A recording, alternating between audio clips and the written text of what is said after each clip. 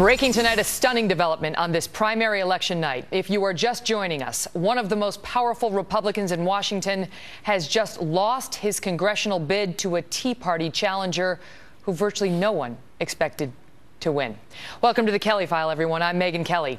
The news breaking just a short time ago that House Majority Leader Eric Cantor has been defeated by Dave Brat, a little-known and little-funded political novice. Mr. Cantor was first elected to Congress in 2000 and became Majority Leader in 2011. His opponent accused him of turning his back on his constituents. We've got Team Fox coverage now with some of the brightest political minds on television. Bret Baier, anchor of Special Report, Chris Stirewalt, our Fox News digital politics editor, Britt Hume, senior political analyst, and campaign Carl Cameron. We were joined by phone by Ann Coulter and Laura Ingraham, two folks who had been very much in Mr. Camp's corner and maybe are surprised tonight, but certainly not disappointed. And I want to start on that with you, Bret Baier, because the way the Democrats are looking at this is, there go those crazy Republicans again, infighting, civil war, don't know who they are, continue putting these crazy Tea Party candidates. Now, all we've heard about, Dave Brat tonight is that he's not a crazy candidate. He's an academic who didn't like Cantor's stance on immigration. But the way it will be painted by the left is they went with the extremist. Sure, and the releases are flowing out from the Democrats, and that's to be expected. They see this as a major scalp because they can say that this is the rise of the Tea Party. I think Laura makes an interesting point about the issue of immigration, period, one that we've been talking about, and that this is a fervent, really important issue, especially for conservatives across the board. And if Laura's on the phone, I'd love to ask her, when I was talking about low turnout and rain, clearly this is a small primary as compared to a big turnout for a general election.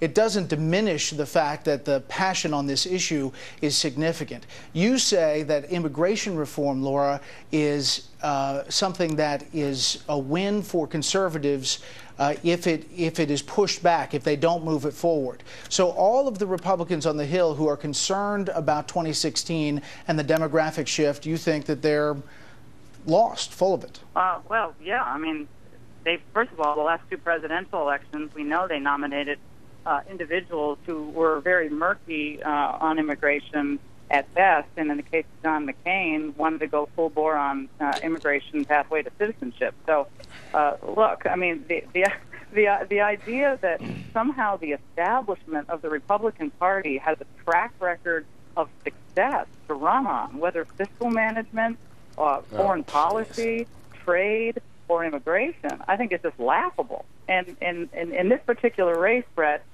look, I was down there, okay? I spent one day there, but I've been talking about this race for the last, 9 weeks on my show, on my radio show.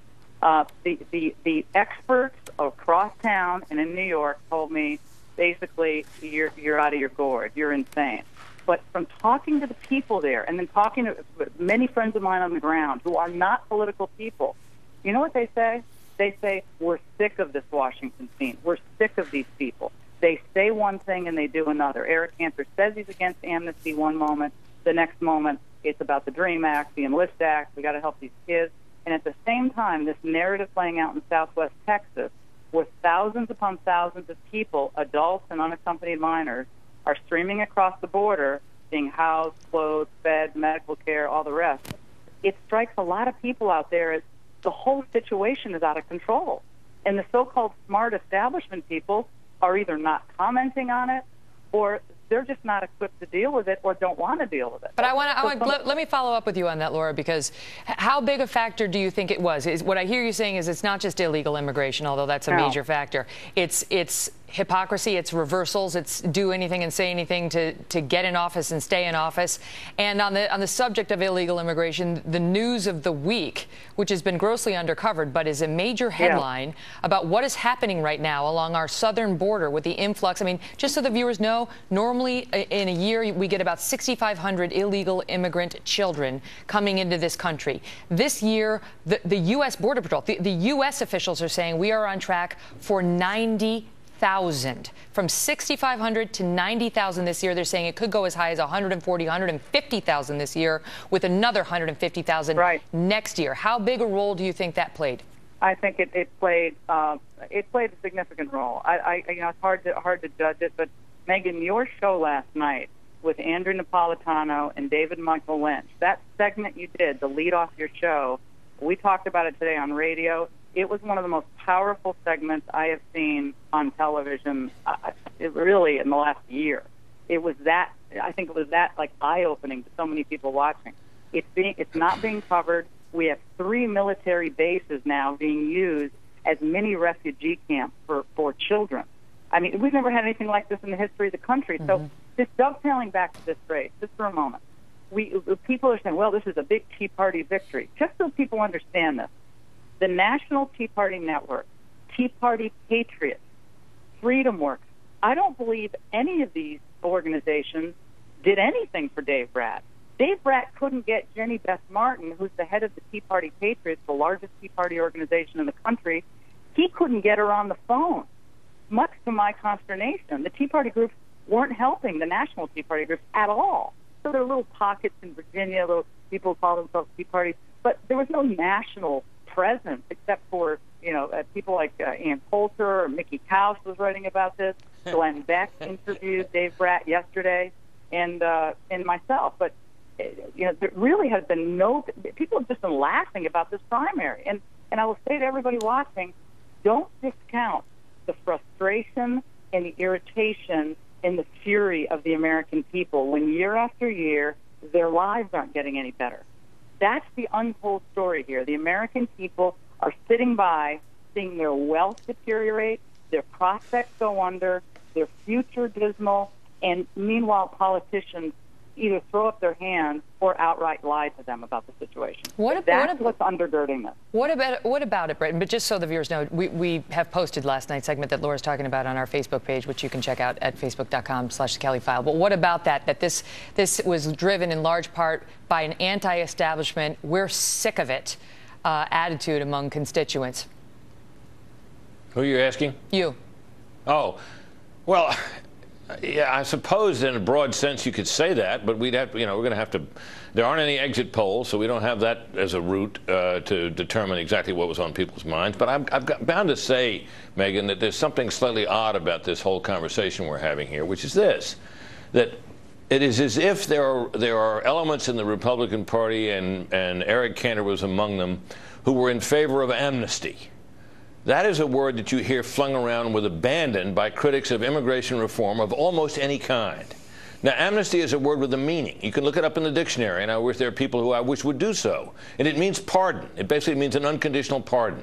There is not a single immigration reform measure that has been advanced seriously by anybody, certainly not by any Republicans, that would involve an unconditional pardon for anybody.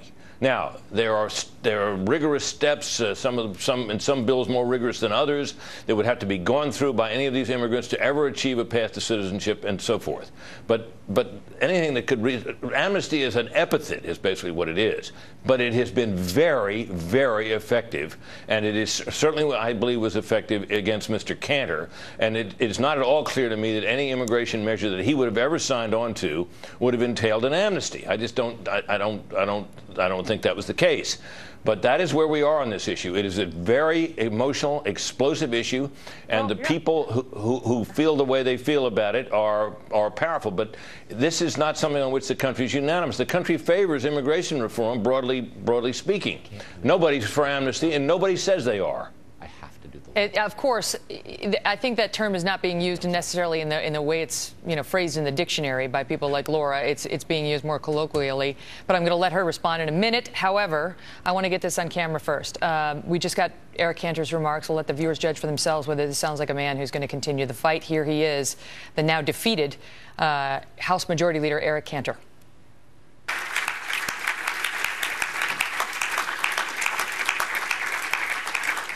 And then to all of you, so many of you who not only today spent endless hours in the heat with your undying loyalty and effort, I want to thank you for that as well. And I tell you, absolutely.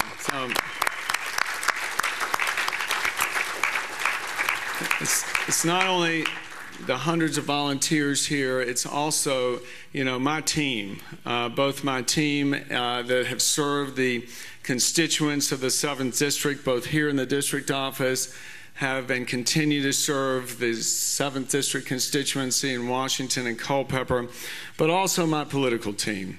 They have put in so much extraordinary work to try and win this campaign, but have done so for the last decade or more. So I want to thank them.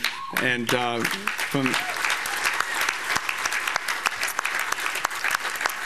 now, serving as a 7th District congressman and then having the privilege to be majority leader has been one of the highest honors of my life. And, what I set out to do and what the agenda that I have always said we're about is we want to create a Virginia and America that works for everybody. And we need to focus our efforts as conservatives, as Republicans, on putting forth our conservative solutions so that they can help solve the problems for so many working middle-class families that may not have the opportunity that we have. We can also put our solutions to work for the most vulnerable. I've spent a lot of time on charter schools and education opportunity to make sure that everyone in America can have access to that American dream, starting with a quality education. We talked about, research a lot in my office and in our campaign and in Congress. I'm really proud of the Gabriella Miller Kids First Research Act. Because what it says as conservatives that we don't believe you ought to spend taxpayer dollars on political conventions. That in fact, it's probably better to help cure disease, because not only do you save lives and help people, you can ultimately solve the federal deficit problem by bringing down health care costs. So these are the kinds of things that I know we'll continue to work on. I know there's a lot of long faces here tonight, and it's disappointing, sure. But I believe in this country. I believe there's opportunity around the next corner for all of us. So I look forward to continuing to fight with all of you for the things that we believe in, for the conservative cause, because those solutions of ours are the answer to the problems that so many people are facing today. Thank you all very, very much.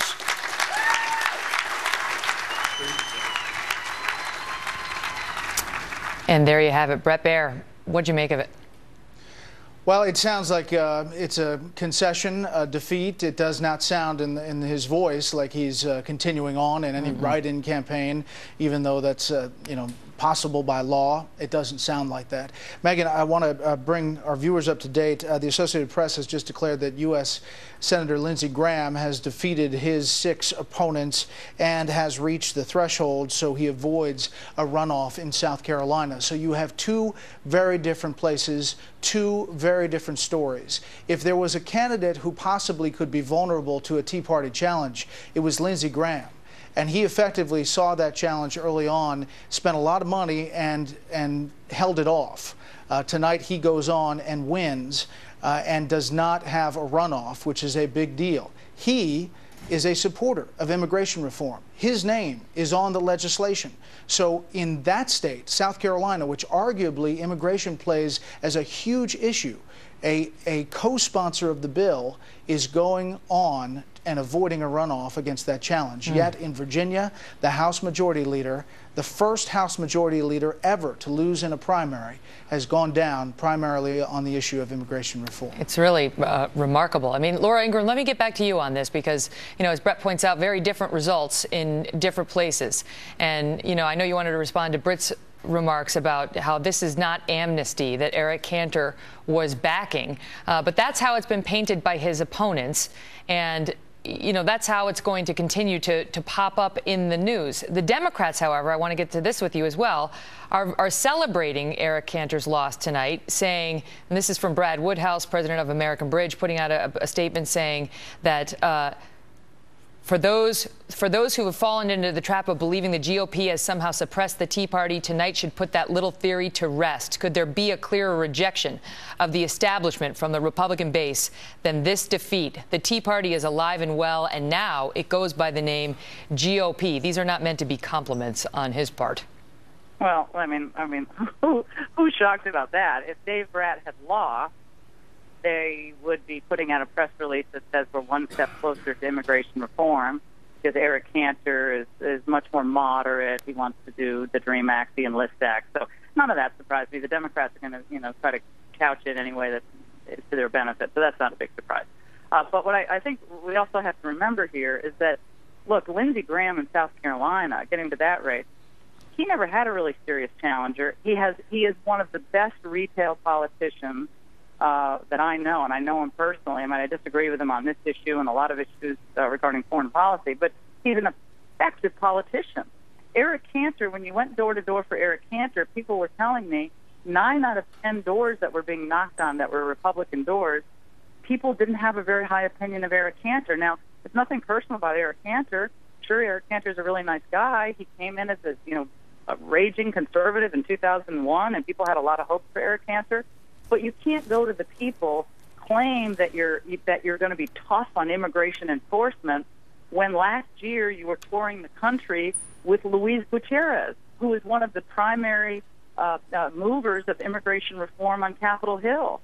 So people weren't buying this idea that there was some tension between Luis Gutierrez in Virginia and Eric Cantor. People saw right through that. So, look, in the end, there are different states, there are different considerations and different politicians. But in this race, with a House Majority Leader poised to sit down and work with Ryan and Boehner and Democrats on the issue of immigration reform, Brit doesn't like the word amnesty. It's just a shorthand for, basically keeping people in the country who were here illegally. That's a shorthand for that, whether it's the technical definition is really irrelevant. But that's where we are, and so it's extremely significant. It doesn't mean the issue is over. But I do believe if Republicans continue to go down this road where people who have violated our laws and are living here are going to continue to get benefits that regular working-class people are not getting, I think that's going to be a really hard sell to folks. And I don't think the split in the Republican Party is going to be made up with new Latino voters or new black voters or new Asian voters. In fact, I think someone who runs on immigration reform or amnesty or whatever you want to call it in 2016 would probably do worse than Mitt Romney did in 2012. I know that a lot of people disagree with me, but that's my view, and I think this race, in the end, goes down as one of the most significant repudiations of establishment immigration reform that I've seen in my 20 years of doing politics. That is one thing that is agreed upon across the board. It doesn't matter left, right, in between. Everybody seems to agree that this is such a major upset. Most of the news reporters on the political beats had all gone home thinking that this was a nothing burger. Yeah, the smart people. Look, we had to drag in. Look what the cat dragged in. The cat did well. Look at these guys. We're still here waiting, Megyn. We're very excited. Some of us were still here watching. That's right. Well, we did so well. And Megyn, I was here. Well, you had a hit at the top of the Kelly file. So did you, Steyerwalt. You guys don't get any credit. We're going to talk about something else. All right, listen, you guys, stand by because there's a lot more going on with this. And I'm very grateful to my very smart and very gentlemanly panel for being here with me. You couldn't ask for a better group than all of those guys, as well as Ann and Laura. Again, Dave Brat is the happiest man in Virginia tonight. He has defeated Eric Cantor in the primary for the House of Representatives state held by Eric Cantor in Virginia's 7th District. We are awaiting a statement by Dave Brat. We had been told earlier that he had declined to make one until he really believed it was true.